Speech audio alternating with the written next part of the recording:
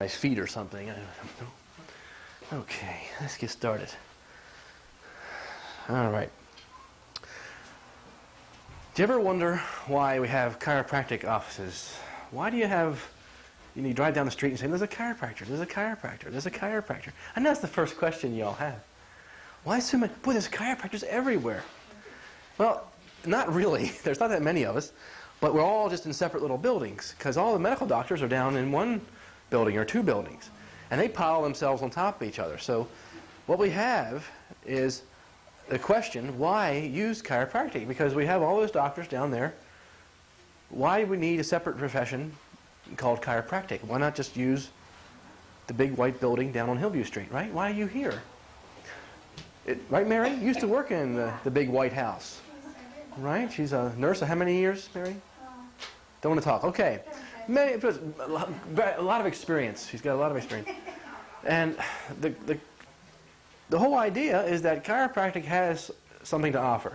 And tonight we're going to talk about what makes that so unique, why it's different from medicine, why do we have a dichotomy between, why is there a separation between chiropractors and medicine? These are the questions we're trying to answer. Why use chiropractic? Why do I do what I do? Why don't I do what a lot of other chiropractors might be doing, but we're not doing here? To try to answer these questions for you tonight as simply as I can. Did anybody see the beginning of the tape? What was the first chiropractic adjustment given for? Does anybody remember? What you know? What was it for? It was for deafness. Remember? It's right up here on the wall. Remember, the man was deaf. Now, what in the world? Did he have a backache? Did he have a neck problem? We don't know. But the major symptom he had, he was deaf. And they found a bump on his neck, and the doctor pushed on it. D.D. Palmer pushed on it, and the man started getting his hearing back. Now, they were doing manipulation before. Manipulation with osteopathy with Andrew Still, was way back into the 1800s. So it wasn't just like manipulation was a new idea. It was the idea that when this patient was adjusted, when that bone was moved, it affected what? The function, the nerve, you all are just sharp as tacks. We're going to have trouble here. We got to slow this down for some of us slow people. No.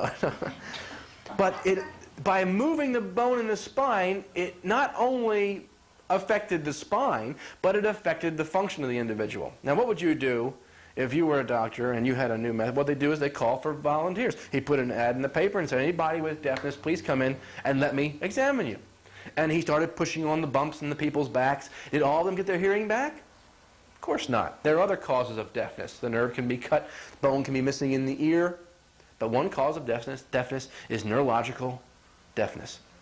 If you can get the bone off the nerve before it decays, then you can get that nerve to function again and have the hearing. Now, then, as chiropractic went on, the people had other symptoms as they came in for their hearing to be checked. Some of them had back pain, some of them had headaches, some of them had diabetes, some had cancer. And the first major big clinic, was in Rock Island, Illinois, in the early 1900s, was a cancer clinic, and that was D.D. Palmer's first clinic. And then they went on, they wanted to keep it a secret. Let's keep this a secret. Hush, hush. We'll teach to a few select doctors. Not let anybody know about it. And that's what happened in the first 10, 15 years. Then the son came along, B.J. Palmer. That's the picture of him. He retired out here on the Key. His house is out there. It's now a museum. It's on Washington Drive there on Lido Beach. And he came along and said, no, this is for everybody. We've got to get this out. And he started the Palmer School of Chiropractic, which is now the Palmer College of Chiropractic. And he pretty much took chiropractic and put it into the research mode in the 30s and the 40s and the 50s. He had a research clinic with $1 million worth of research equipment in his clinic, plus the clinic, and that was back in the 30s. So you guys would or would not know what that is today, money-wise, but there was quite a big research clinic in that time. And his basic conclusion is that the closer you got to the brain, the more important the movement of the bone became. Okay? Lynn, I'm going to need a spine, please, with the legs on it, please. And the closer you got to the brain, the more important the adjustment would be. That's basically what his conclusion was. And 1951, he closed the research clinic.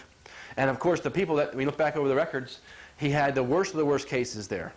Okay? He didn't have just people with back pain. Back pain really wasn't seen very much until the 20s. Most of the illnesses were disease-based. But what happened is, as anything, as you start to teach it to more and more people, I believe what happened was, if you're working on the spine, you probably think you're a spine specialist. Therefore, people come to you when they have trouble with the spine bone. You follow? So it became, unfortunately, after B.J. Palmer died, and his son took over the school, it sort of went to more of a back pain type thing, unfortunately. So 61, B.J. Palmer died, and it became more back pain oriented. Now here we are in the 90s, and we've got to figure out where chiropractic fits into your health picture. Is it just for back pain? Is it for a combination of back pain and neck pain with headaches? Just how far can we push the use of chiropractic? That's what we're going to try to figure out tonight. So, how can the adjustment or movement of bones in the spine affect the function of your body? What's the system in between? The nerve system. So what? What's so great about the nerve system? What's the first system that forms in the embryo, do you think? I'll give you hints. You should know the answers. In the brain? What's the first thing that forms in the embryo? The brain. The brain. The brain is the first system that forms in the embryo. Then what has to grow? It was on that videotape too. They showed you on the real life photography. Showed you how the baby was born. What's the next system? After the brain grows, what's next? The spinal cord. Okay. Then what has to grow? The heart? No, not yet. What grows before the heart? The nerve going to the heart. You understand, the heart, you can't have a lump of tissue turn into the heart over here. You have to have the life energy transferred from here. Here we have 100% life energy. That has to travel down the nerve, out, and then it takes the genetic code, like a blueprint, opens it up, and using the blueprint genetic code, makes the heart tissue. If you don't have life, right, because life is what we're talking about here, that's what's up in the brain. If you don't have life, you can have all the genetic material you want, and you can't have health. So the nerves grow, 31 pairs of nerves in your spine. 31 pairs of spinal nerves, and at the end of those nerves, your body processes and starts to grow. Heart, lungs, liver, kidneys, okay? Now, how long does it take to make a baby? 9 months. Don't get smart. Nobody say a minute and a half around here. I heard him. He said it right there. Let's see. Depends on what mood he's in. Oh my, I ought to be ashamed of myself. So anyway, it takes 9 months. How long do you think a heart cell lives? After the first 9 months, baby's born, how long do you think that one heart cell lives before it's replaced by another cell? Days, weeks, years? Take one heart cell and let's watch it in a newborn baby. How long do you think it goes before it dies and is replaced by another one? About 90 days. Right. 90 days. How about the liver cells? How long do you think they go? You're getting the idea, aren't you? It's not very long. It's about 7 months or so. Kidney cells about 7 months. Okay, lungs about 4 months. They turn over pretty quickly. We use them quite a bit. Liver regenerates too. That's what we're talking about. We're talking about the regenerative power. But does a liver in a... I'm going to jump ahead, way ahead, just because you're so sharp. Does a liver in a dead person regenerate? In a dead person? Yeah. How good. Yeah, Mary, come on. What happens to a dead person? Remember, Dead. right? Does anything regenerate? Does anything regenerate in a dead person? What's missing? We're jumping way ahead here. What's missing between the living person and the dead person? This guy's been dead. By the way, there's a dead guy over here, and there's a person who's perfectly alive over here. 100% of that nerve flow is getting through to all those organs, and he's over here, and this guy who's shut off from that flow is gone. He's dead over here. What's happening to his body? Is anything regenerating? No.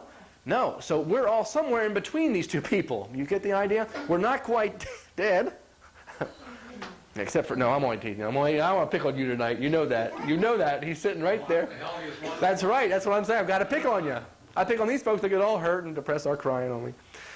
And we got this perfectly alive person who every cell in the body is regenerating every 90 days, every 7 months. All the red blood cells in your body replace how often? 120 days. Wow. Who's keeping track of all that? The brain. Life energy. Okay? Where does life energy come from? God. Right? And we call that, the way we title that, we call it above, down, inside, and out. That's the way life flows. God down into your brain, down through your nerve system, out into animation of who you are. And when that is no longer there, you're not here. You're not in that body anymore. Call that death. The other way, this is the way chiropractic views health. This is the way we approach your case. We're saying, well, health comes, or you were created from above, down, inside, out. Well, that's the way we're going to examine, like a radio or anything else, a car. If your car stops running, what's the first thing you check? The gas tank. You don't take the motor out and tear it apart and do an overhaul. Well, let's check the gas tank. Let's check the fuel pump. Let's check the battery. See? Then you get deeper and deeper, and you don't start on the outside and work in. You only do that in one case, and that's in critical care. I'll just talk about it. In critical care, yes, you've got to fix that broken arm, stop that bleeding. You see? And that's what medicine is for, right? It was developed during the wars, right, when soldiers would be wounded. And I'm sure we're going to have some more advances in medicine, critical care. Because whenever we have those people to work on, we get better at it. But the problem is we ship that technology back to the States, and we tried to use it to keep folks healthy. The problem is you got to have your arm falling off before it's applicable. You follow that? You've got to have the heart attack before it becomes usable. You see? We know how to take care of busted hearts. We know how to take care of clogged arteries. You see? We know how to take care of bleeding ulcers. But how do we keep that from happening? That's called, you've heard this term bounced around, preventative medicine. That's tough. That's like almost a contradiction of terms, isn't it? Preventative critical care. That'd be like me telling you to take a different route on your way home tonight, because I know you're going to get in an accident here. There's no way for me to know. So we have to find a way to know what's happening inside your body and monitor your physiology before it becomes what? Critical. That's the goal of preventative health care. The way they discovered, the Palmers back in the early 20th century, the way they discovered to take care of it was from above, down, inside out. You had to monitor this electrical system because life started there. If you waited for it to get to the tissue level, if you waited for the tumor to be there, if you waited for the ulcer to be there, then you had to do two things. You had to treat the actual outside thing, the ulcer, and you also had to remove the interference from inside. It became more complex. So they started to try to make better and better ways of monitoring the nerve system. And that's what we're still doing. That every day research is going on, trying to find better ways to monitor this life-giving system. This is where the rubber meets the road. So that's the importance of the nerve system. What do you think would happen if we took and put some pressure or irritated these nerves? It's not just pressure on the nerves. I know that we want to make it as simple as that. It's not just like putting your foot on a hose. There's interference coming in, which means it's like if two of us got up here and started talking at the same time. You can only pay attention to one of us. Or maybe you wouldn't be able to pay attention to either one. And a lot of times that happens also with nerves. It's not just interference. The impulses are just bouncing around inside the nerve. There's irritation, maybe from some kind of process going on in the body, trying to get into this nerve, and this nerve is trying to send a message out to the heart. There's all different kind of complicated ways to have nerve interference. But the simplest one is the bone out of line pushing on the nerve. We'll keep it real simple. It could be the bone out of line sending a signal back to the brain for help, interfering with the signal. You see, it could get, but that's usually what doctors sit around and talk about that kind of stuff. Let's keep it simple. If you want to be more complicated about it, I'll go into that with you later. But it can be more, there are more than one way of interfering with a nerve. And chiropractic's goal is to remove all that interference as much as we possibly can to get you as close to this perfect human being over here as we can. What's the perfect human being? Completely in tune with what's supposed to be. What's supposed to be in your body is programmed in the master central computer, right up in the brain. That's what's supposed to be. We have a problem, don't we? We've got to get it down to the tissues to tell it what to do. And that information travels down through the nerve. They've done some research. They put a little cuff on the nerve. They put in, like, say, 100 units. We'll put 100 there. They blew up this pressure cuff to 20 millimeters of mercury. That's like the weight of 2 quarters on your hand. Not very much weight, is it? They blew that up, that little cuff, and they ended up with 40 over here. So they had a drop of how many percent? 60% loss in a matter of seconds. Let's make it real simple. Let's make it 50. Let's give it the benefit of the doubt. Now, if that is an ongoing process on the nerve going to the heart, what happens to the heart cells? They don't get the information they need, right, to live. They're not dead, and they're not totally plugged in. They're somewhere in between. They're halfway. So how long is it going to take for the heart cells to replace? 180 days. The cells are going to have to hang around for a longer period of time. Same thing with all of these. 14, 14, 8. You get the idea. So you have these organs that really aren't working. They're not really up to snuff, doing the work for you. And you're not going to be up to snuff. Okay? What happens when you look under the microscope at the organs, at these organs? What we see is, instead of seeing all healthy cells, we see the cells intermingled between the healthy cells. We see damaged cells, or we call it with secreting toxins. And you've heard that before. The nutritionist talks about toxins that are being secreted. And you need to go on a fast to get rid of your toxins. That's like saying you need to lie down. You need to take the stress off. That's no excuse. You should be able to stand up. You should be able to eat a couple meals a day without being stressful to you. So the way they try to stop the stress is by removing the load. But we're working the other way, you see. They're working outside in again. Well, lie down. That makes you feel better, lie down. Well, gee, I got work to do. You know, your stomach hurts, stop eating. You see? Well, we're going to try it the other way. We're going to come down from this angle, from inside of you, and get that energy in the brain down to these organs so they're functioning up to snuff and keep up with you. So under the microscope, when we look at the cells, what we see is damaged tissue building up. Damaged tissue builds up to a point where you get pain. That's called the threshold of pain. You all heard about that, right? Different people have different thresholds of pain. So we could have a person living down here not even know that he has a problem. Wouldn't it be nice to get it down there before it even became a threshold? Because you know most of the problems you had didn't start when you had them.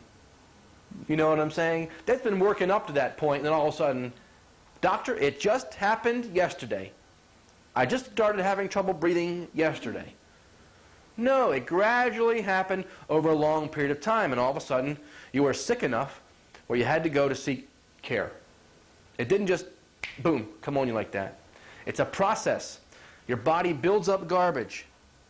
You follow? You didn't just start this way yesterday. You understand what I'm saying? But your whole life been working toward this point.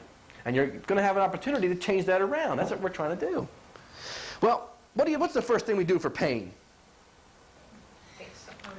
We take an aspirin. And that does wonders. Isn't that stuff wonderful? It just kills that pain. Isn't that wonderful? Hey, I don't have to feel great. And the damaged tissue goes away. Right, Mary? No. No. Wait. Does the damaged tissue stay the same? Sure. Or does it increase? Well, There's 3 possibilities. It either decreases with the aspirin, it either stays the same, or the damaged tissue keeps on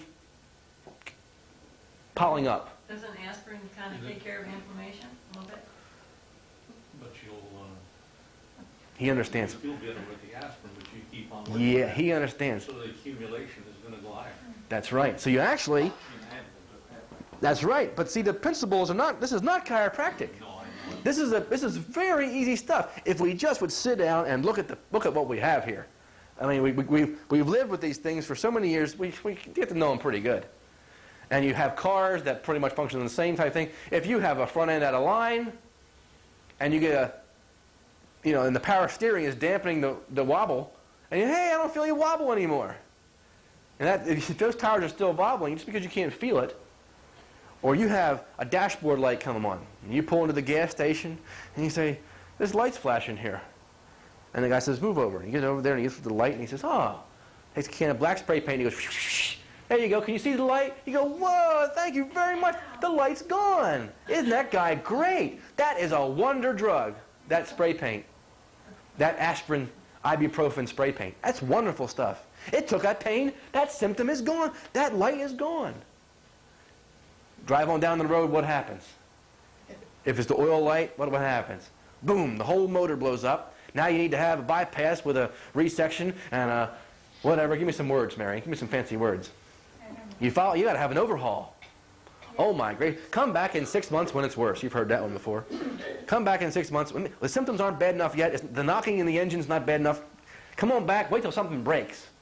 Right? You ever had that? A guy can't figure out what's wrong with your car, and he says, "Just drive it, and we'll fix it when it breaks." Wait a second now. I'm taking a trip to Michigan, and I don't want to be stopped in the middle of some place where they're going to rip me off, right? I want to be able to prevent this problem. That takes a little more knowledge and effort to get that done. It's easy to let things break and then fix them. That's pretty simple, unless it's your body. What's that commercial? My favorite commercial. I don't play it anymore, but I haven't got time for the pain, where the guy is jumping rope. Remember that? I haven't got time for the pain. I love that commercial. I wish I had a copy of that. And the guy's taking ibuprofen. That's when ibuprofen first came out over the counter. And he's probably got a broken leg, a sprained ankle, and having a heart attack. And he's popping this ibuprofen, and he's I gotta go. The yuppie kind of attitude. I've got to go. And what's the other one that really makes sense? The cow's got to be milked today. You feel sorry for those cows. So the guy takes his Alka-Seltzer Plus and gets out there and milks those cows. You follow the idea? I mean, we've got to suppress these symptoms so we can go on and totally destroy ourselves. The body's saying, "Excuse me, I need some attention here. Will you please lie down? I want you to lie down. I want you to get covered up. That's why you had a fever, because we're trying to get you to slow down.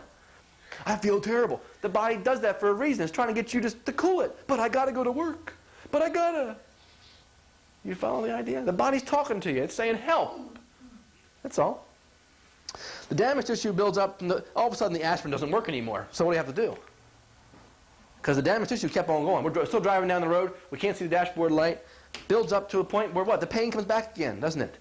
And we go get some extra strength Tylenol. Why make extra strength Tylenol? Well, my question is, do you take extra strength first, or do you take the regular Tylenol first, and then you jump right to the most powerful? What's that? We got a new Metaprin B or something. There's something out now. Notrin B. I mean, what's the selling point? It's got the most drug we can pump into that baby without having you to go get a doctor to give it to you. And that kills the pain, doesn't it? And it's great. It's great stuff. This is the wonder drug they promised you your whole life. Right? It keeps on climbing, right? And the pain comes back. Then you got to go to the doctor, and he gives you some prescription strength ibuprofen. That kills the pain. That keeps on climbing. And who knows what happens. I usually get you somewhere up in here. And I've got about 2 weeks to get you fixed. The idea is to get it down here. Okay?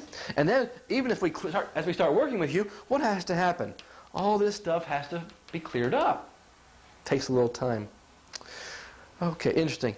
But that's the system we're working with. And what I want you to stop thinking, this is the way you're programmed. You're programmed outside in, below up. That's how you're programmed to think. That's how I was raised to think. And that's why you see so much trouble, even in my own profession. You see doctors in the chiropractic profession with contradicting ideas. Because the chiropractors in this country were raised where? With what kind of philosophy? That health comes from outside in. And you can go through chiropractic college and take chiropractic and apply it in that manner. Come in when you're hurting. I'll see you when you're hurting. And that's not going to work. Because usually by the time you're hurting, what? There's already been a damage. There's already been scar tissue forming. And you're going to have to deal with the permanency of that scar tissue. So every time we wait for pain, we lose usually. We've got to find some way to pick up on this beforehand. Okay? So this is the system that is the interface, if I may use that term, between the structure and the function of your body. You have the function that you have to do today, and then you have your structure that the chiropractor is going to work with. And the thing in between, why these two are connected, structure and function, is because the nerve system is in between. Okay? The nerve system runs down through the structure system. God puts your nerve system, your brain, starting up inside your skull, solid hunk of bone, very well protected. It has to come out now to do its job. It's processed the information. It goes out through the bottom of the skull, comes out as the brainstem. Anybody who's been in the service knows about the brainstem. If you want to take somebody out or kill somebody real quick, you just go for the brainstem and they're gone. It's funny, the brainstem's more important than the brain. Jim Brady got shot right through the head. He lost a little bit of gray matter over here and a little bit of gray matter over here, because the gray matter covers the brain. You follow that? That was interesting. He lost a little piece here and a little piece here. Now the gray matter is on the outside of the brain, and it concentrates down and comes down through that brainstem. And that is very important now. It's all been concentrated down right here. And unfortunately, we have a very movable bone up here that we turn our head on. And that's unfortunate, because that can move and push on that brainstem. When it does that, the term we use for that bone being out of line, pushing on a nerve, is vertebral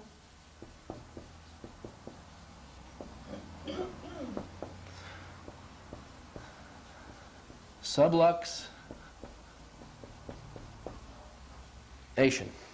Vertebral as in vertebrae, sub as in not quite, and luxation as in dislocation. So it's a bone out of line with a bone above and below to a point where it pinches the nerve. And you can see what happens to the nerve if it stays pinched for a long time. This is 7 years here of pressure. That the nerve itself is dying. You see? That's a real problem, because even if you move the bone off the nerve, what's the nerve have to do? Has to go through this process of clearing up all the toxins and cleaning out before it's even able to send its impulse down to the kidney, liver, lung, wherever it's going. So that's called a vertebral subluxation, and that's what we do here. We fix, maybe we should put that on the outside, vertebral subluxation fixer. Then people would really be confused. We don't do therapy, because therapy doesn't remove vertebral subluxations, right? Massaging your back, it's great stuff. I love to have a massage therapist follow me around all day, and whenever I get tired, I just want to lie down and get a massage. It feels great. Nothing against the massage. Great stuff. But what we do is we fix vertebral subluxations. Why? Because nobody else does. There's no other way. There's no other profession that's doing this. There is a new way that, I must admit, there are new ways of doing it. If you think about it, we could go in here and surgically remove the back end of this bone. If that bone gets pinched on that nerve, we could go in here and surgically remove that, couldn't we? And there are surgical procedures now that reduce subluxations, and they are doing those on people before heart operations down in Miami, I believe. Now there's that big center down there. Does the body still function if you remove? Well, it can't, not very well, no. The heart functions better because we've removed the pressure off the nerve. Wouldn't it be simpler just to move it with your hands? But that would be chiropractic. And they don't want to do that. It's really almost got us in a, it's almost backfired, because man discovered chiropractic in 1895, you see, and labeled it as such. The medical profession can't do it because it's chiropractic. I mean, just like I can't do surgery, they can't do chiropractic. Isn't that Americans? It's like you got to go to your lawyer to get, to do what? Make a will. I can't do it myself. Well, that's the way we've got it rigged up now, and you've got to do it that way. And you can't even. The politicians that pass the laws. That's it, and that's what the problem is now. That's the real problem between the two professions, is that the licensing allows each to do just what they do. And the surgeon says, well, his way of dealing with it is dealing with the organ at the end of the nerve. We're going to take your gallbladder out. Okay, that's one way of solving the problem. If the gallbladder's acting up, we'll just take it out. If the steering wheel's wobbling, just take it out. Hey, your steering wheel's not wobbling anymore. You can't digest fats anymore, right? You have a hard time digesting fats because your bile is gone. But hey, you're alive. Your car's still there. I can't drive it anymore. Took the steering wheel. Gallbladders? I can't fix a gallbladder. Oh. But who can fix a gallbladder? Who's fixing my gallbladder right now? My gallbladder is going to be gone in 7 months. Who's going to make a new one? For me. Can I make a new one for you? No. But you can. Is this dead person making a new gallbladder? No. No. Is the gallbladder in there? Yeah. Yeah. How come it's not making a new one? He's dead. He's dead. There's no what? There's no electricity in his body. That's what life is. It's some form of electrical current. Real electrical current. We can take all the nerves, they've done it on animals, and hook a little wire up, and they've got a little radio running on the energy. The DC, direct current, electrical current coming out of the brain can run a little radio in a rabbit. It's real. It's not something like life or spirit. It's not. It's a real electrical current that comes out of the brain, down through that bone, down through inside that bone, through the nerve, and it can really be impinged if that bone is not in the right place, cutting off that life flow. 31 pairs of nerves. Each one has a hole. There's 24 movable bones down here. Okay, with nerves coming out in between. They all look straight to me.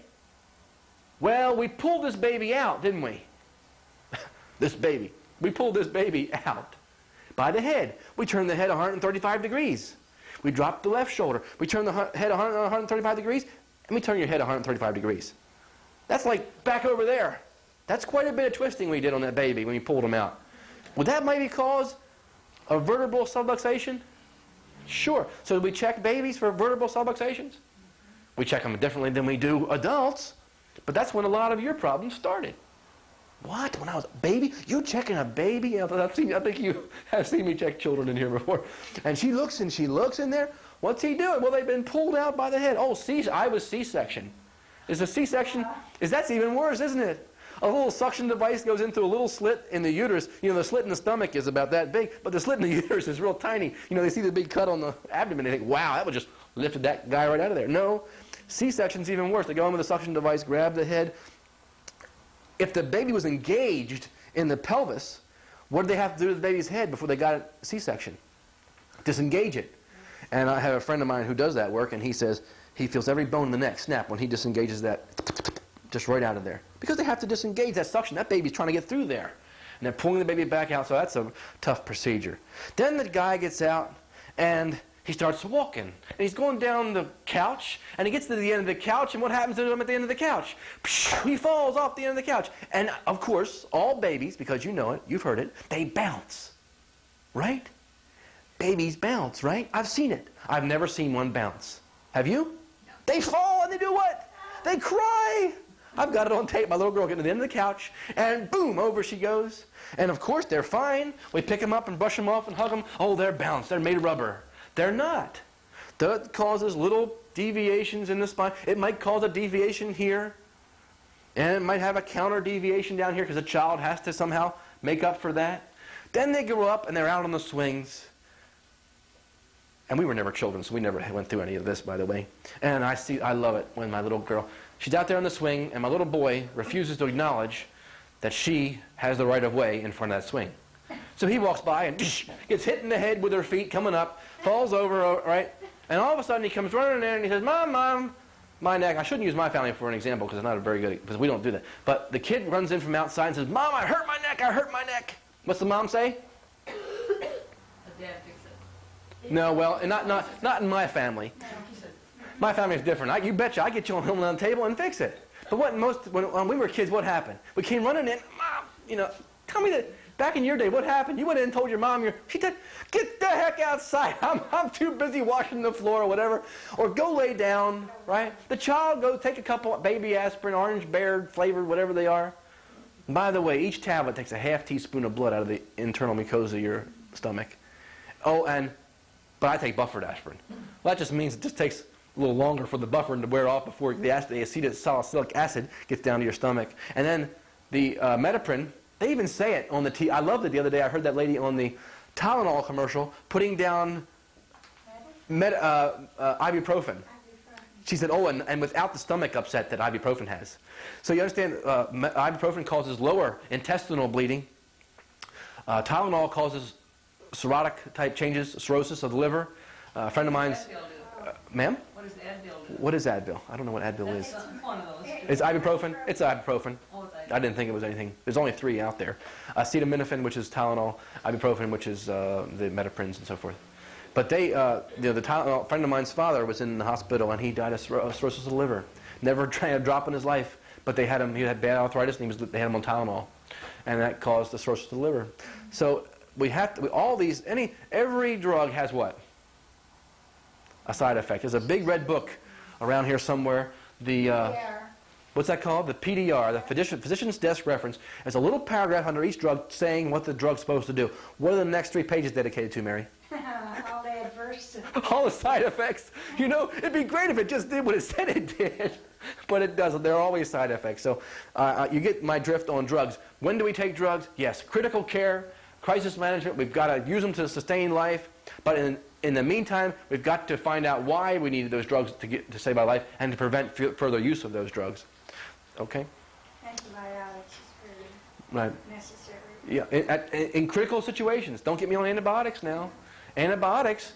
Oh boy, save that one. Okay? That's a big one. I've got to get on that. Don't let me forget to get on that.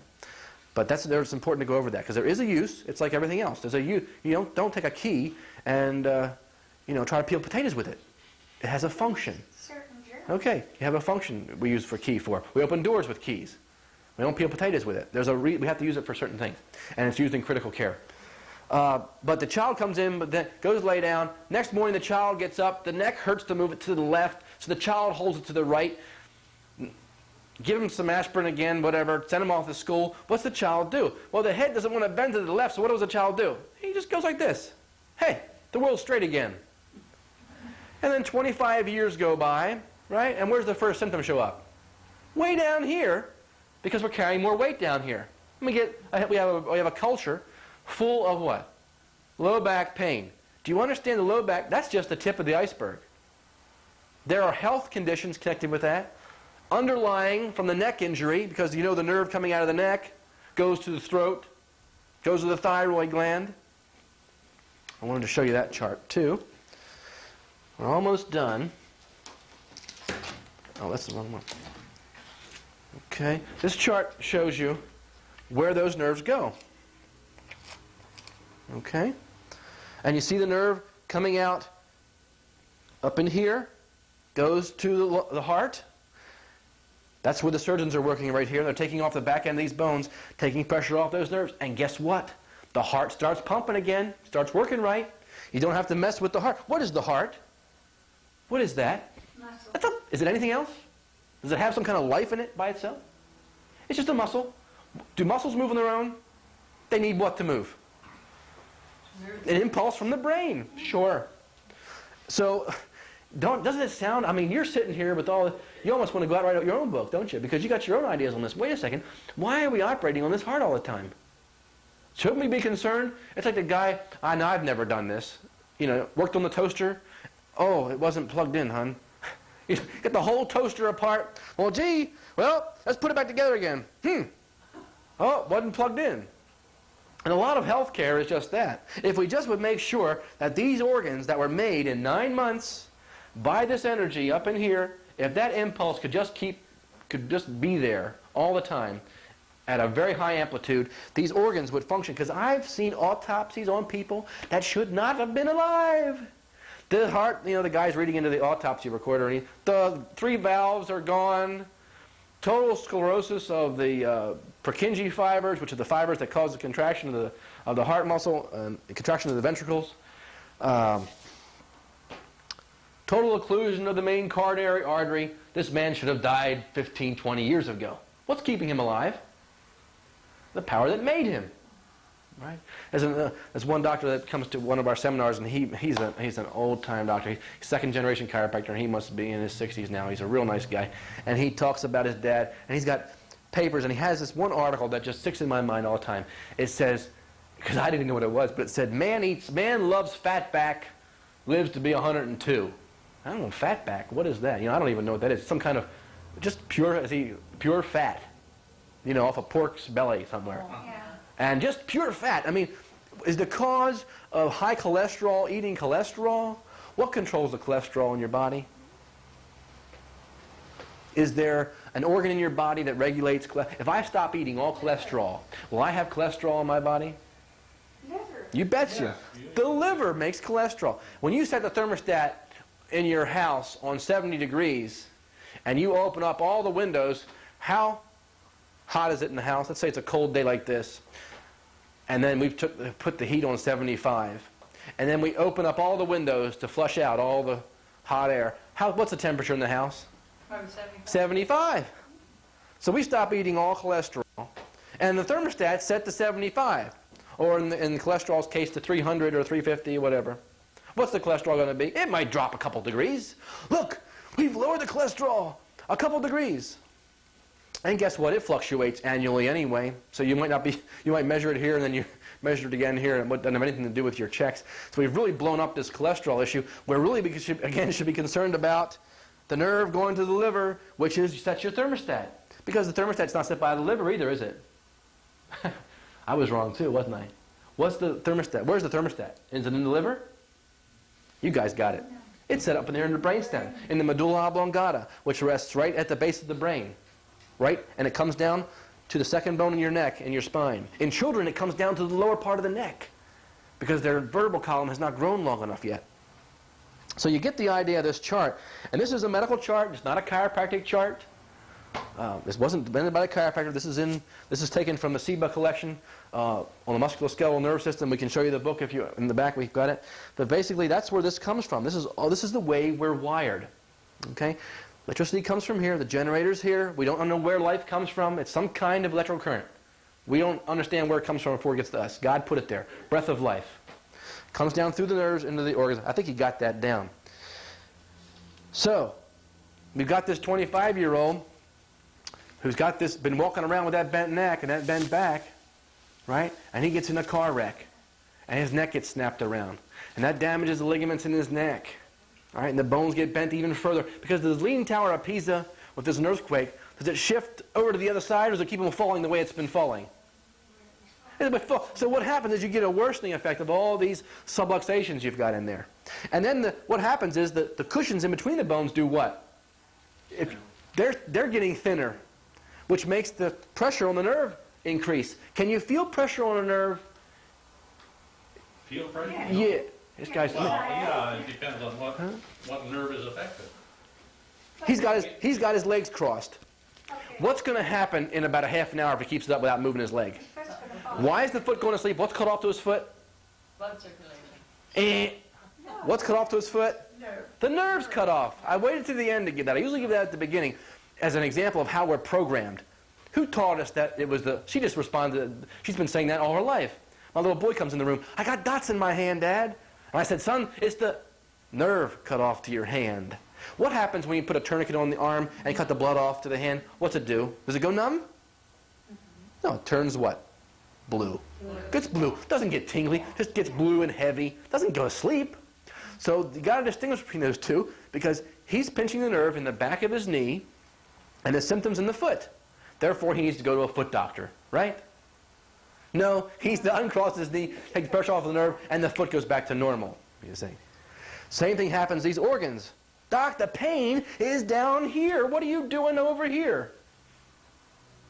You see? Mary falls on her buttocks.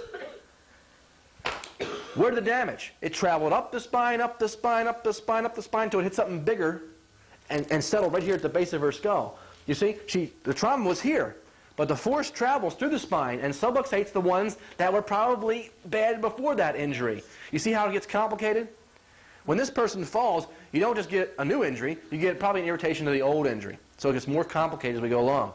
And we irritate, so maybe the stomach ulcer was just below threshold, then she falls, and now that stomach ulcer now gets worse, and boy, all of a sudden she got a stomach ulcer. Where it was sitting right below threshold, and now it's been knocked into symptomatology where we get enough impulse, because we can't feel nerve pressure. He has his legs crossed, doesn't know his foot's falling asleep. When does he realize that the foot falls asleep? When he gets up, and he goes, oh my gracious. Right? We can't feel nerve pressure. You can pinch the funny bone, You can hit it on the edge of a desk very lightly, and it zings down into your hand. You can put your finger on it and push really hard. I don't feel any pain in my hand. I got about 90 pounds of force on my funny bone nerve, my ulnar nerve. I have to keep that up for about, what, a half an hour, and what will happen? My hand will start to go to sleep. You understand? There's no pain here. We got a real problem here. Do you see the problem? I'm getting down to it here, aren't I? You see what a chiropractor's problem is. There's no symptom where the problem is. Oh boy, great, doc. First you tell me nerve supply is necessary for life flow. Then you tell me you can't find it by using my symptoms. I may have nerve pressure and be walking around in no discomfort, no symptom at all. It may take a year before a tumor or some kind of abnormality grows down here in my hand with this pressure. Because if at the end of the nerve, this is getting complicated, I know, but I hope you follow me. If you don't follow me, just raise your hand, I'll go back. But what if the nerve we're pinching doesn't go to my hand? Can you feel your liver? We got a real problem there, don't we? You know, I can feel my finger, oh, it's going to sleep. We can't feel our liver going to sleep. You see the problem? We can't feel our heart going to sleep. What's the first symptom? When we do feel our heart going to sleep, what do we get? Angina. Yeah. Right. And the first symptom of the 40% of the people with heart disease, or I would call it pinched nerves going to the heart, is what? The lower percentage. 40% of the people, the first symptom is what? Heart attack. No warning. Had my physical yesterday. I'm doing great. Over he goes on the golf course. My gracious, he just had his physical yesterday. What's a physical going to do? Sounds good to me. Car looks good to me. Drive it on down the road. There's no way to get inside there. Unfortunately, that's what happened to a lot of athletes. You see them dropping dead on the court. Pete Maravich was one. There was a radio show on him the other day. I wanted to see that. The guy was an athlete. He had the best cholesterol there ever was. He exercised every day. The guy was one of the top 10 basketball players in the world.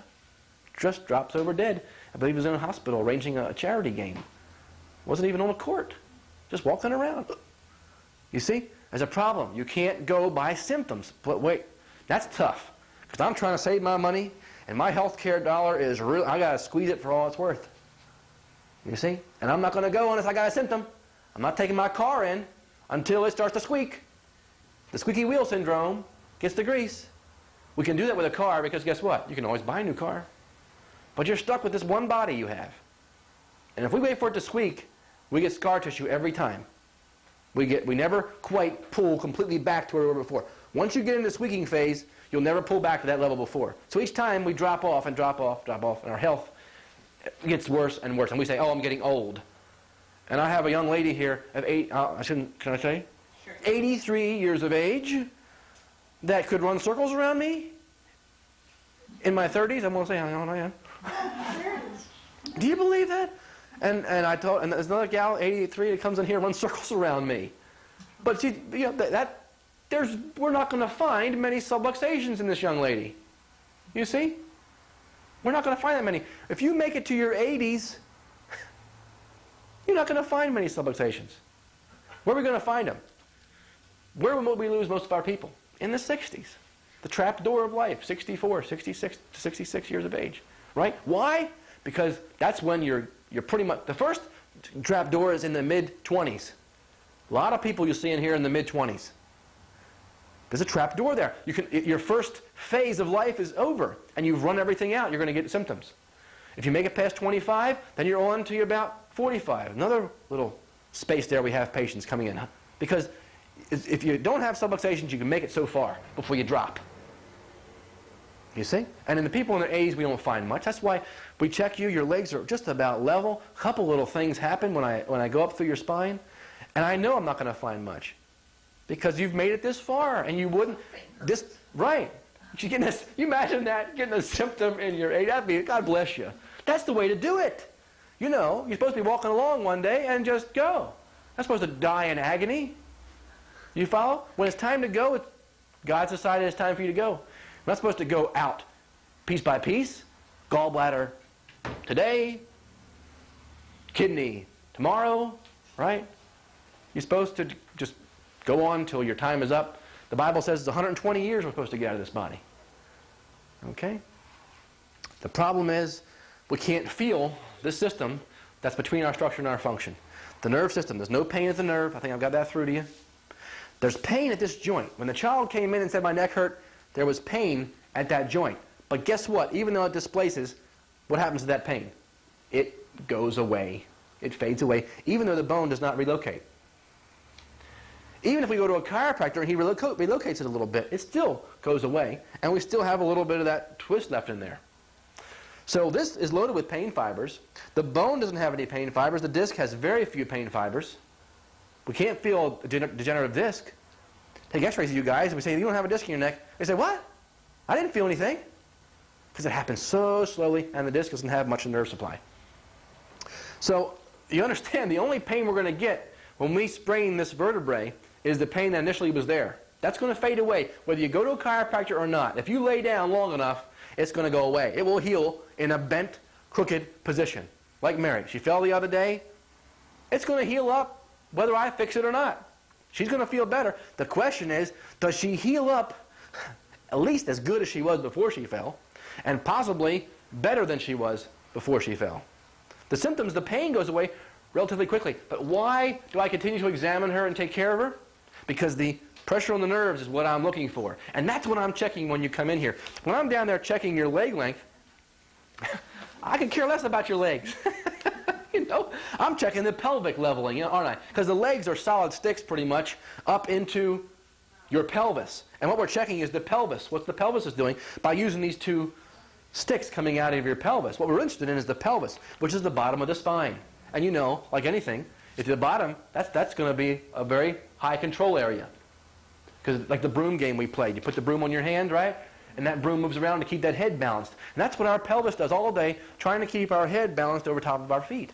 So we check that balance, and then we do all these checks, moving your hands up and down, behind your back, pick your head up, and I know it gets fatiguing, and I get tired of saying it all day.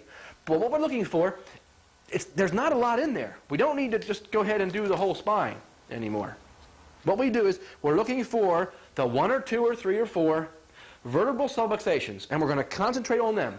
Do we need electrical stimulation or ultrasound machines? No, we just adjust the vertebrae, move the vertebrae back like a switch. Turn the power on, and what else can we do to make light in this room? Okay, we'll turn the light out, and we'll all get our ultrasound machines out, and we'll light a match. Did we get a little bit of light? Yeah, and it doesn't burn very long. Do you understand? That's my view of therapy. It feels good, it helps, but I can make a lot of money out of it. Ooh, I didn't want to put that on the tape. But I don't do it because it just is not solving the problem. I'm not against it. I think it's good if it leads up to an adjustment. If it makes the adjustment better for the chiropractor, I think it's great. But I don't think that therapy is going to be functional in this office to remove vertebral subluxations. It may be good for a busted shoulder, a busted elbow, if you want to take some swelling out of there or whatever. But a lot of times I believe that swelling's in there for a reason. I used to tell people, well, put ice on it. You know, you sprain your ankle and you put ice on it, right, Mary? Yeah. But wait a second now. Now, first you put heat, then you put ice. Oh, not anymore. Not anymore. No, they changed that on you. They change it all the time. No more heat. Heat is for the chronic injury, and ice is for the acute. But then I started thinking about it. If you sprain your ankle, look at the wisdom that God put in this body. It just amazes me. And I know it amazes you, but you never sit around and think about it. But if you sprain your ankle, what does it do? It swells up. What is that? That's an internal splint. You've got a splint down there, right? And it hurts. What's the hurt telling you to do? Get off of it. Right? You know, it's pretty dumb to put some cortisone in there or wrap the guy up like they do on a football field. You go out and get him, Tiger. You're getting paid $500,000 a year, whatever. Yeah, you might do that. And then we have a tape on the athletes. You look at the athletes as they get done with their careers. They're vegetables. Their joints are all, Don Otto, is that his name? His knees are totally destroyed. The man's body is totally destroyed.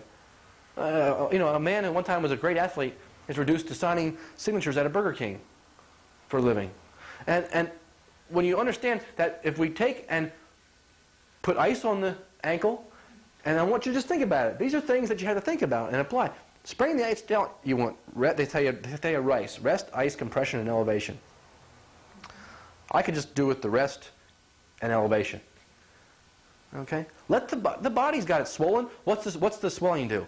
That also makes it big, so there's a lot of tissue coming, a lot of blood coming down there to flood out all the damaged tissue, the body's taking care of it without us, isn't it? Darn, I can't charge anything. You follow that? Oh gosh, I can't, because the body takes care of itself. That's the problem, isn't it? It's hard to charge when you cut yourself. You can't go to a doctor and have them charge you to heal up your cut. It's going to heal on its own, doc. It's been doing it ever since I was a kid. You're not going to charge me for that. You follow what I'm saying? And that's probably why I don't do any therapy, because I know anything I do from outside, ultrasound, it might feel good for 5, 10, 15 minutes, but basically what's going to do the healing? The wisdom and the power that made you in 9 months. That's what's going to heal you. And that's all we've got. And I know you want to hear that I've got something else. Well, give me the chiropractic stuff, doc. That's it. You heal yourself. You've known that all your life, ever since you were a kid. You knew it wasn't that penicillin that got you over that pneumonia. You knew it. Deep down, you knew it wasn't. You got yourself well. Your body had to fight off that infection. All the penicillin did was get rid of the initial bacterial infection.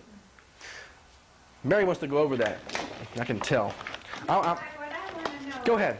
What is the activator? How does the activator work?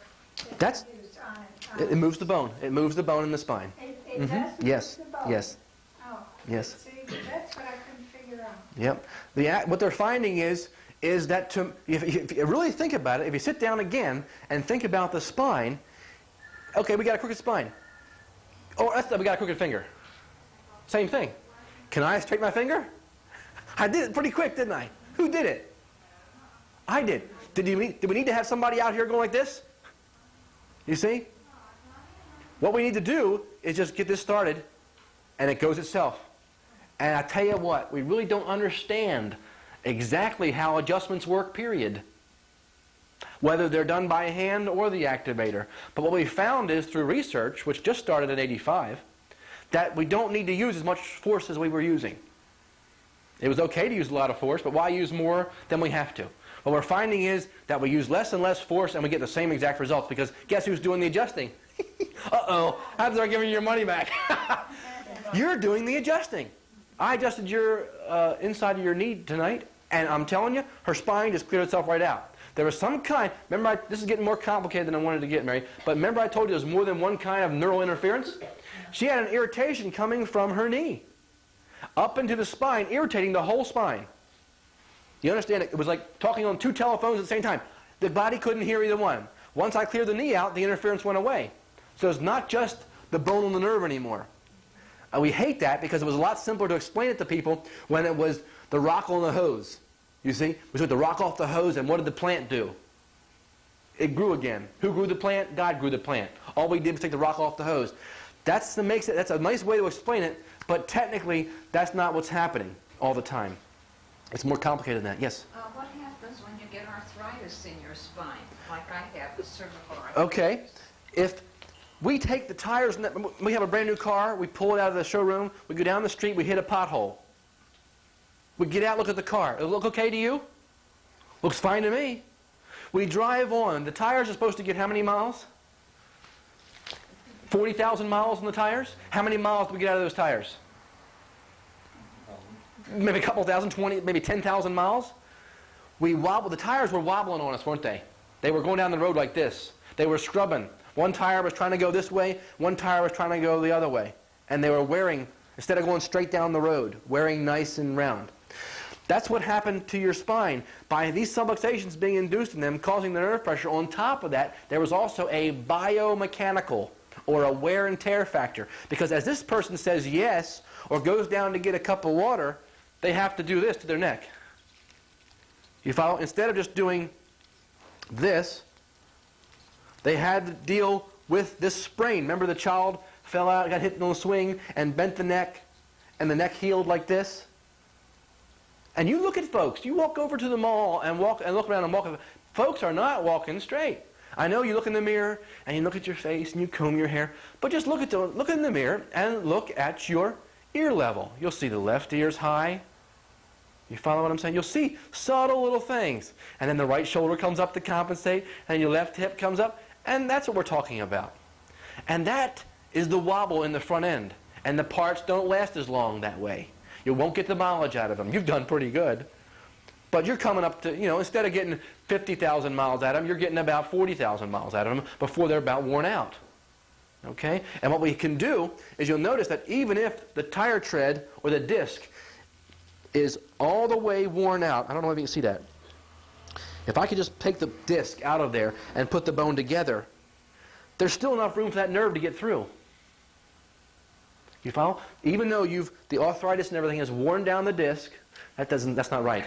The arthritis doesn't wear down the disc. The arthritis is the body's buildup of calcium. Remember I told you the other day, if I take and keep on poking you in the hand and take a picture of it in a week, I'll see a white dot there because your body's trying to toughen up that tissue. And that's called scar tissue. And what happened is that ligament got torn over and over and over and over and over. This is what we try to prevent. We're trying to prevent these ligaments from being torn. That's what happens every time you come in here. Doc, it's out again. You follow? That guy's already got the tear in there, and he's going to have to heal with what? Scar tissue. It's not quite as good a heal as the original tissue. And that builds up in your spine, and then someone comes along and makes a diagnosis and says, that's arthritis. There's two types of arthritis. One's degenerative joint disease or degenerative arthritis. That's the one type. Or the other one is, arthritis. They told me if I had extended degenerative arthritis. Rheumatoid. Thank you, Mary. I couldn't think of the word. The other one is rheumatoid arthritis. Rheumatoid arthritis, we don't know. All our wonderful technical research, all the technology we have, we don't know where rheumatoid arthritis comes from. We have two theories. One's a virus, of course, and the other one's genetic. That's two buckets we have. If we don't understand anything, we just throw them over there in the corner, and they hit one of the buckets. But really, if you think about it, the cause of that is also probably the body not being able to maintain its own immune system, whether it be viral or... Do you think the body has the ability to override a genetic command? Does that make sense? It does. It does? It has a wisdom, yes. It has a wisdom. Where maybe a mongoloid child should not even be born, but somehow the body is able to go around it and make a life out of it. You see? So we may have genetic defects that the body can read. It's like if someone read you a sentence, like if someone come from France and you ever heard somebody translate from France, it all sounds backwards. The words are out of place. But you still understand what they're saying. You figure it out. Your body has the ability to do that. So even with genetic errors, the body... Now, can the body... Here's the crux. Which guy is going to be better off at making that compromise? That's a pretty complicated question. Did I lose everybody? We have a genetic problem. One of our genetic codes is not reading right. The body has to read that with its intelligence, its natural, inborn, God-given intelligence. We call that innate intelligence. It has to read that. Now, with full nerve interference or with half nerve flow, which one's going to be better prepared to make the adaptation to that genetic defect? Am I getting through? Not too good. Probably the full You need the guy. It takes more energy. So a person who has muscular dystrophy, if it's genetic, we really don't know. A person who has rheumatoid arthritis, that may be a genetic problem. Do they need chiropractic care? Can I help their rheumatoid problem? The only way I can help them is by giving them more nerve flow, allowing more nerve to flow, and for them to adapt to their genetic problem. You see? So your question would be, can you help rheumatoid arthritis? I can't, but the body knows exactly what to do with it. It's done it for thousands of years. You follow that? So if you have I've got a genetic heart defect, doc. What can chiropractic do for that? That guy needs chiropractic more than you or I need them. We don't have the genetic defect, right? His body has to calculate another way around that, and he's going to need more nerve flow than you or I would need in that section of the body. That's a pretty neat idea, whoever asked that question. But the idea, I believe, in your neck is simply degenerative joint disease. It's not a disease. See, God didn't create disease on the seventh day. Disease, there are no such thing as diseases. Wait a second now. Everything that's on this earth, God created, right? Or created the materials for us to make it out of. God didn't create disease. Disease is a result of nerve interference, of what's supposed to be is not happening. That's what dis-ease is. Dis-ease. That's where the word comes from. We have dis-ease when what's supposed to be happening is not happening. I'm not very... let's say we could call him. We had to give it a name. Patient comes in, has low blood sugar, has Outlets of Langerhans in the pancreas are gone, pancreatic degeneration, neuropathy in the toes and in the eyes. We label it diabetes. Now, we did that for convenience. What do you have? Well, I have, the guy gives a list. So instead of saying I have this, he codes it. We could call it 10286. Instead, we call it diabetes. We give it a name. There's no such thing as diabetes. There's a list of symptoms, and if you have 80% of those, we classify you with diabetes. You know what I'm saying, Mary. You've done it for a year. Doctors making diagnosis is like trying to put you in a pigeonhole. Over here, it's like filing mail. You have to fit somewhere in the system for us to understand you. Not chiropractors, but medical doctors do. In order for us to prescribe for you, or for to plan care for you, because it's all in books, you come in, we run through tests, we make diagnosis, go to the book, diabetes, treatment. Give insulin, and we follow the book on the treatment. You see? That's the way the medical procedure works. But there really is no such thing as diabetes. They just invented that for the sanity of the doctor. Pretty weird stuff, isn't it? I'm laying a lot on you tonight. But God didn't create diabetes. On the seventh day, or He didn't create bacteria to come down here, get to Mary's point, to come down here and mess it all up. Bacteria are part of what? God's creation. Do they have a right to be here? They have a right to be here. Do they do us good? Do they do good things? Okay. Are there such things as good and bad bacteria? No. No. No. Bacteria is bacteria. You don't have guys with the black hats on and guys with the white hats on. They're over there shooting it out. No, you just have a bacteria. God created bacteria just like He created you and I. Now, bacteria take advantage of different situations. Does anybody in here have any bacteria in them? Yeah, we don't have A lot or a little? a lot. A lot. We're loaded with bacteria, aren't we?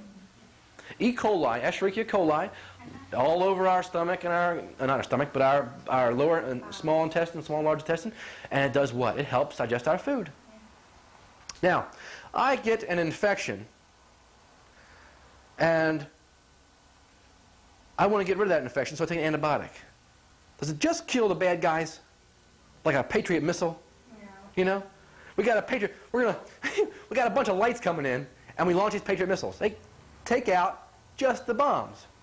Isn't that fascinating, that technology we have? We don't have antibiotics that can do that. They go in there and wipe out everything in the sky. Whether it's a plane, whether it's a good guy, whether it's a bird, it just wipes out whatever's up there. You follow that? It doesn't have any, it's not specific. Wouldn't it be nice if we had that technology for bacteria, for antibiotics? But they don't. That's why you have more than one antibiotic. Because if we give one antibiotic, the bacteria in the body do what? They grow immune to it. Because it kills all the bacteria that are susceptible to penicillin. And then the only guys left are what? Are the ones that have resistance to penicillin. They have access to all the garbage. That's what bacteria are for. They eat garbage. Oh, by the way, what's eating up this dead guy over here? Why is he decaying? What's eating him up? Why is he going to be gone in a month? Except for his bones. What's eating him up? Come on. Bacteria. Where did the bacteria come from? If we put him in a sterile room, would he still decay? Yeah. Where'd it come from? In him. In him. So one day these guys are going to eat us up. How come they're not eating us up now? Because we have life and we keep them in their proper place. Because we have a what? An immune system which is powered by the brain. Now, if we have garbage building up, why do we have flies? Let's use this, get an analogy out first. We have flies in the house. I see flies in the house, son. What's going on? Do we get the raid out? We spray the flies. What happens when the raid wears off? Get some more flies. What should we do? Take the what out? Take the garbage out. You follow that? So, do we want to take the garbage out? Or do we want to spray raid for the flies? Take the garbage out. Take that over to your body. We have an infection. Hun, there's bacteria around. Bad bacteria. Why is the bad bacteria there? Because there's food for it to live on. There's garbage in the body. Remember we talked about that earlier. You see, these healthy cells, a healthy cell, one that's replaced every 90 days, every 6 months, you can take and put it, Mary, this is what the research shows. Take a healthy bacteria and surround it with bacteria. What happens to that poor little cell? Nothing. It just sits there with bacteria all around it. Why? Because they can't get into a healthy cell membrane. Why do cells get old? This is getting complicated, I know. They get old because the cell membrane degenerates, gets old. And guess what? Bacteria can get in. So which body is more susceptible to infection? This one up here or the one that was down here? You get the idea. With less garbage, so the point is, the real way to take care of infections is not to kill the flies, but you've got to get the garbage down. You see? Again, we're back to doing what? Turning the power on that made the body so the garbage level stays down, and guess what? I don't get infections. My kids don't even know what an infection is. My little boy had a... And if you get an infection, the child gets a what? What does the child get when he gets an infection? He gets a what? What are you? Are you warm? Fever. You're freezing, but really what's your temperature? Mary, what happened? Help me, Mary. We got physiology to do here. Yeah, well, Child has an infection. The body does what? Because what? Now, why do we use refrigerators? Because what happens to bacterial growth in a refrigerator? Slows down. Or we do what? We can do what? We can cook it on a stove. What we're doing is we're trying to change the environment for the bacteria, and that makes them harder to live. So the body tries to take this little child, and the child does not get adjusted. Because if they're adjusted, there's no garbage around, and there's no opportunist. There's no place for the opportunist, the bacteria, to get a foothold. Do you understand? So if there's no place for it to get a foothold, it can't grow. The E. coli keep the bacteria, keep the garbage down, and there's no way for these guys to come in. Now, yes, you go ahead and get a bullet through your arm. Now you've broke the membranes and you've created damaged tissue. You may need an antibiotic if there's an infection there. That's different. Do you understand? That's trauma.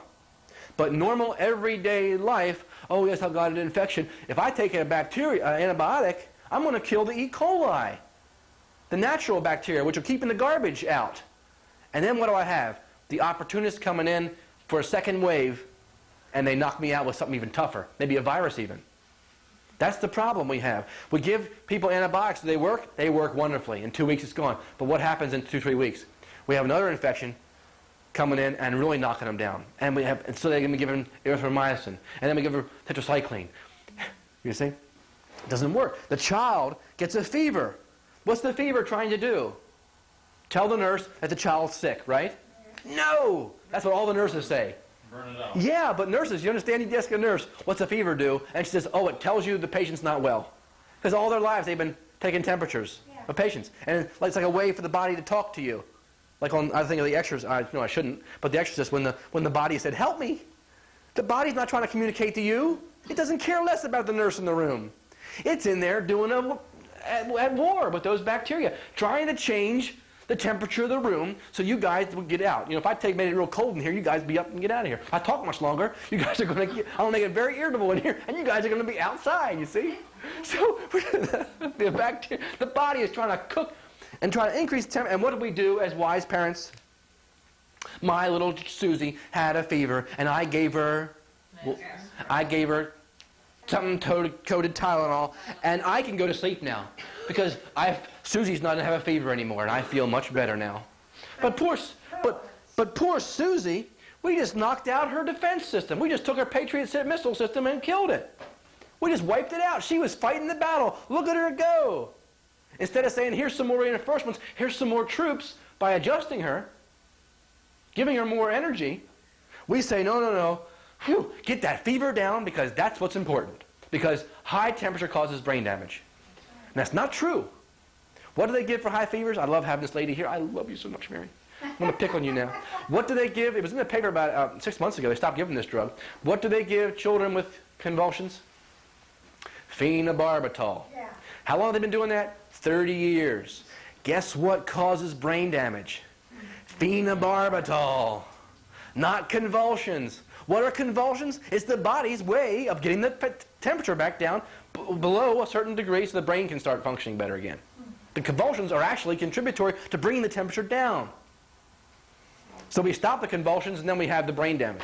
So this poor child, let's go back to before we get even near 106, way up here. We've got a temperature climbing here and the body's trying to fight it off, and we give him. Now what happens when this Tylenol wears off in the middle of the night? Does it go high very slowly or does it spike very rapidly? It Fish is fine. It spikes because guess what? That causes convulsions. This child will not get convulsions. Because what? The brain had time. You had time to open the blood vessels up, get some blood flowing through there, cool it down.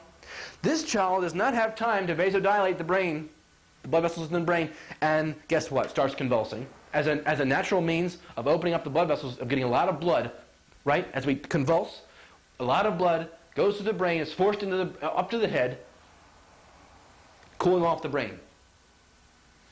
And that's the purpose of the convulsion. It does not cause brain damage. So what do we do? Well, a child's got a fever. You better leave them alone if you want them to get over it quickly.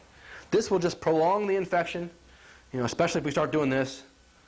My child's been sick for 3 weeks now, doctor. Why don't we adjust the child, get them off the stuff that bacteria like, right? Sugar, right? Stuff, sweets. Get them to drink a lot of what? Fluids, water. Iced tea, Coke? No. Water. Like washing off a sidewalk. Think about a sidewalk. Do you want to wash off your sidewalk with Coke? No, you always got something left over there. About a gallon a day is about right for most adults. 3 quarts minimum, especially in this warmer climate. And guess what? Without that water, that's our river system that we dump our garbage in. Right? And without that, we get it back up. So keeping the water in there is a good idea. And I suggest that first thing in the morning, a big glass of water. Because all night long you've been fasting and you haven't had any water. And I know it's tough. People want to drink Coke. Well, I drink iced tea, Doc. I got to have something in my water. Iced tea has sediments in it that require water to flush them out. So you lose the effectiveness of the water. The more distilled, the better, probably. The more pulling power it has to pull garbage out. The more subluxations you can get away with having. You follow? Because none of us can be completely subluxation clear all the time. We have to live with a certain amount of subluxation. That's the fault of creation, of our malady here on earth. We have to live with a certain amount. But we can keep that as best we can, keep you subluxation clear, which keeps the power on, which is why you're 83 and still going, because your subluxations are very small. You see? Keep that water up, give your body, and what else is there? Well, that's not, Americans don't like that. That's too simple. It has to be more complicated than that. I've got to go take my vitamins, and I've got to do this, and you don't. Guess what? Take vitamins. Right. I don't, the body can create vitamins. Do you know how, I don't even want to go into how many chemicals and drugs are made by the brain. A lot more than are made in a pharmacy. The body has the wondrous ability to do all those things. But why do we keep on messing with it? We should just, and that's what chiropractic says, is that the best thing we can do for ourselves is plug ourselves into the power that made us in those beginning stages. And that's all chiropractic is. So when you ask me the question, can chiropractic help a gallbladder? Chiropractic can't. I cannot. It's the power that made it 9 months that can. If it can be helped, that's probably the only way it can be helped before you have to have it surgically removed. If there's going to be any help. Does it help every case? No. Does it help every disease? Yes, it has. Every disease somewhere has been helped by chiropractic, but not every case of that disease. The next question for our profession to go to is to understand that. That's the hard thing. To know, well, it won't help you, but it will help you. We haven't got that down yet. We don't know. We don't seem to be able to find a way that is advanced enough to be able to say, no, you're too far gone. No, we can help you. So what do? We apply it to everyone, and a lot of times we don't help your gallbladder, but all of a sudden your kidney problem heals up. You may have to go for the gallbladder surgery, but the kidney problem heals up. Or the kidney problem you were going to have never shows up, and you never knew you were going to have it. That's what I hate. I never get credit for the things that we did that never showed up. So is pain a good criterion for our chiropractic care? Not very good, is it? That's the biggest thing I can tell you. The pain may go away tomorrow. The pain may go away 3 months from now. And you'll see me going in, Mary, what's the pain have to do with anything? I'm looking at this subluxation here, and I'm working with the subluxation. But I've got pain over here. I'm working with the subluxation. That pain will go away when what? The damaged tissue goes away. Not a second before. Can you treat the damaged tissue? Maybe. And increase the speed by 5 minutes if you rubbed it. Now that's what's wrong with me. That's what I. That's right. wanted to find That's right. out. It will flush away in its own time. I cannot heal the cut. But I can make sure that every system that's responsible for healing that cut, because this dead guy over here, if you cut his skin, does it heal? No. No. Why doesn't it heal? Because the energy in the brain's not there. You see? There's the guy in the middle, it takes him 6 weeks to heal the cut. The guy over here, it takes him 3 weeks to heal the cut. That's as simple as I can make it. The more power you got going, the more life power. This guy never heals the cut. He's dead. This guy heals it in 6 weeks. This guy heals it in 3 weeks. The closer I can keep you to here, and that's what we're going to do. The first couple of weeks, I'm going to pretty much get everything out of it I can. 3 to 4 weeks, we've pretty much got you up into here and got the pressure off the nerves. Then what has to happen? The nerve itself has to heal if injured. If not, boy, we get that miracle case. I love those miracle cases. Boy, doc, you gave me one adjustment and I'm perfect. And I agree, you're clear. Not many of those. Because usually there's we've been hanging with that thing for a while. It's been working on us for many years. And I wish we could have gotten you as children. Because I'm sure the problems that you have, that pressure up there next to your skull, that's been working on you and taking it all the way down to the arches in your feet. What does chiropractic have to do with the arches in my feet? You know, there's muscles holding the arches up, right? That muscle gets its impulse from the brain. You see, all that happened. And it's tough to know how to apply it. But I doubt if there's anything you could bring up that chiropractic doesn't help. The one they used to always do to the old-time chiropractic, well, how does it help syphilis? You know, it doesn't help syphilis. If anything's going to help syphilis, it's got to be you. There's nothing that helps syphilis, right? Okay? Is there any questions? I really appreciate you all staying here tonight and sitting through this. I know it was a tough time, but I just don't know any other way to get it across to you. I guess I ought to write a book. But I'm trying to get across individual, make it individual, and keep it at a pace that you can swallow, because it took me a long time to understand it. And when I first heard it, I fell on the floor and laughed. I thought it was the funniest thing. Somebody told me that chiropractic could help with allergies. And I thought that was like Mary. It was the funniest thing I had ever. I thought the guy was telling a joke. And that was only 15 years ago.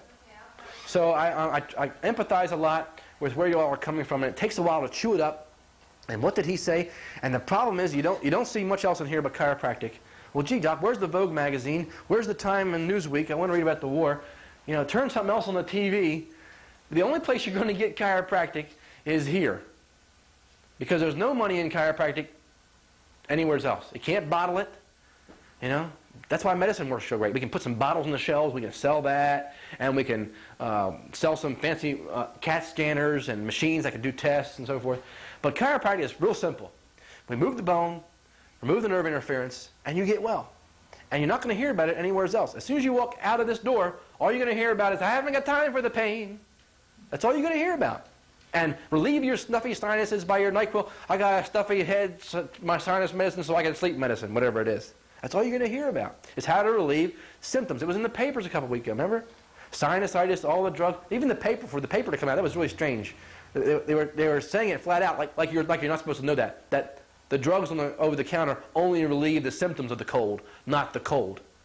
I mean, like that's a new information for us. But it is for a lot of people. They thought that cured the cold. I have mothers coming in here my age with their little children. Well, how's he going to get over his cold if you don't give him something? And I want to just go ahead and fall over. You follow that? Yes. You have to go? Okay. Yes. Yes. Anybody that has to leave, go, and I'll stay in for a while and answer some questions and show some x-rays. Yes, we're going to go over the x-rays. Yes. I want to go over your x-rays and spend some time with those if you're feeling up to it. And I want to check you again, please. Can we check somebody more than once in a day? As long as there's a subluxation. Okay? Are we doing manipulation? No, we're not. We're not just taking and punching on the spine. We're trying to find the subluxations that are taking life out of her. And all we can do is give it more, and guess what? She gets well. And she will be well in a couple of weeks. For the first time in her life, probably. And not that I did it. I get paid for it. But I didn't do it. Okay? Any questions? What did she have? The young girl and the lady. Do we want to go into all that? Was she in a car accident? No. Oh. No. I believe we're dealing with birth trauma. Huh? And I believe we're dealing with birth trauma. Oh. May I talk about the case? It's just, we examined her, and we find very little. We have a little curvature of the spine, a scoliosis. Do we treat scoliosis? No. Do we treat the cause of scoliosis, which is imbalanced nerve flow, right? If we have nerve flow coming down on this side of the spine, if the two muscles are here, this is really important. And if this guy's getting 100%, this guy's getting 60%, what are we going to get? We're going to get a curved spine. Can we bang on that and fix it? No. We've got to restore the nerve. And where's the nerve interference? Is it usually in this area? No. It's up a little higher. You follow that? So what we're getting, we have a curvature in the spine, and everybody wants to point to that. Most chiropractors even, oh, that's bad.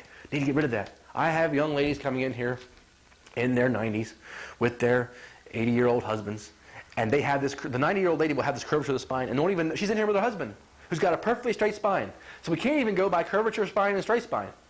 Oh my, that curved spine is terrible. Because sometimes that's the way the body had to compensate for the subluxation. And if it didn't compensate, then we have trouble. And we're still learning this stuff. We're still, every year we're learning more and more. So the curvature is a compensation for her pressure that she's having at the brainstem, it seems. And you'll hear me talk a lot about the brainstem, because that, unfortunately, is the loosest part of the spine. These are locked together. They're really tough down here. But this guy up here floats around. And the same thing with the sacrum. It floats around down here. And we have trouble with these two bones a lot. And a lot of what chiropractic is the atlas and the sacrum. And we check those very... I thought I had broken with my The tailbone, pelvis. yeah. We check those very, very carefully, because that's, we find that, you know, it's like you can see how it works. If you get the two ends, the middle usually takes care of itself. Not always. It needs a little bit of care, and it takes care of itself. But there's pressure up there on our brainstem, and you can't get any closer. And people, you live here. You live in your head, and you start putting pressure, and you can't tell. The person, you cannot tell what is going on, because what are you getting? You get pressure in your low back. Where do you get the pain? Sciatica down your leg. Yeah. But everybody understands that, but they don't understand the upside down of that, which is pressure at the base of the neck is going to go where? Up into the head. And all these head symptoms. The sinuses are going to close up. The eyes are going to do funny things. The nose is going to, cheek mucosa problems, ulcers in the mouth. You follow that? Because the nerves down here. TMJ problems, jaw problems. A lot of them are not really TMJ problems. The symptom is here, and the dentist, the good dentist, goes in and does his surgery on the jaw, fixes the problem, right? Takes out the disc but that wasn't the problem. The problem was the jaw was working like this. What controls the jaw working like that? The muscles. What controls the muscles? You're all chiropractic. You're ready to graduate. Okay, so the problem is there's garbage up in her head because the nerves are pinched off going into her head. Once those nerves heal up, and they're severely, I mean, it's amazing the change we get when we do the adjustment. When you see that much change in one small area like your knee, when you see one adjustment does so much, you really get worried. Because the body sometimes takes its eggs and doesn't bury them all in one place. And if you see it scattered through the body, you know you're dealing with a fairly healthy body that was able to compensate over the years and move the pressure around a little bit. But when you find it in one spot, you know that that patient is going to really be ill, because all the pressure is on one system. Ooh, and that's the kind of thing where you get it. If you get it all here, guess what? The heart stops. You know, if you get it down here, the kidney stops. You get it down here, you get cramps, menstrual cramps, and problems carrying babies and so forth. You know, get it here, you can't hardly breathe. You get it in the middle of your back, you have trouble with your liver and your lungs. You follow? So those organs depend on the brain for energy. Any more questions? I'm sorry to keep you here so long, but you all have done so well. I really appreciate it. Thank you very much. Thank you. Oh, and guess what? I forgot to mention something. If I go out and start telling people about this stuff, are they going to believe me? No. Why? Because I make a living at it. Guess who's got to tell them about chiropractic? Your patients. You do. They won't believe me. No. I was in church the other day. One time I told the gal, I said, well, she says, my heart's stopping in my chest.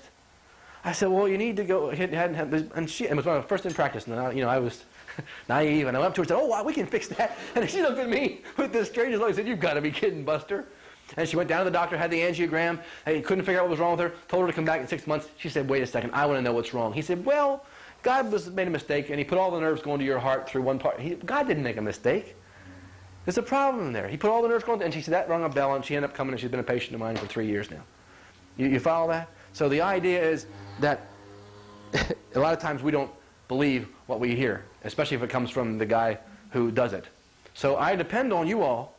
And that's why I appreciate you telling her about that. Because if I met her, I could go out and tell her, she would look at me like, what are you saying? It depends on you all to tell other people. What happens to me, What? I'll say, well, you're a nurse. What do you go to chiropractor for? Aren't you immune? Nurses never get sick. They're around. Isn't that funny? The nurse is in the hospital around all this disease, and she doesn't get sick. You see, that doesn't make sense. She has a child who has chicken pox. The other one doesn't have chicken pox. That doesn't make sense. They get immune to it. Why don't we all have chicken pox? No, she's never had chicken pox. The other child's never had it. No, but I mean her, being a nurse, she's That's- kind of immune that- to No, disease. that's not true. I've never had none of that stuff. You see? Well, His immune system's work. There's no garbage for anything to live on inside of him. he's so healthy, it's terrible. You follow the point there? The point is not that it's I know a lot of medical doctors that go to chiropractors. after hours. After hours. Yeah, after hours. That's why. We don't discuss those. That's professional courtesy. We don't discuss those cases because those people do not want to be known as going. But they understand all this. They know. They know. But when you go to medical college, you learn one dance. You learn how to polka. You see? And as long as you polka, you'll make a living. You start doing some other dance, you're going to get kicked out of the hospital. You've got the polka here. We polka here. We cut things out and we put in replacements. We give medication for symptoms. Just do that and you'll make a good living, doctor. You see? Don't ask questions. And most doctors down the street, they're my friends because I don't take it personally. They're just doing what they were trained. They were trained to do this dance and they're doing it. Nothing against them personally. The problem is in the hierarchy. The AMA, they're making the decisions. They're making those decisions. And that's what happens with the schooling too. I'll go over the x-rays and we'll go. Okay, one thing, Do you want me to go over it with her next time? I'll gladly go over it with her next time. Do you want me to? Why don't you go and I'll go over it with you? I'm sorry to keep you so long. Go ahead and go and I'll go over it with you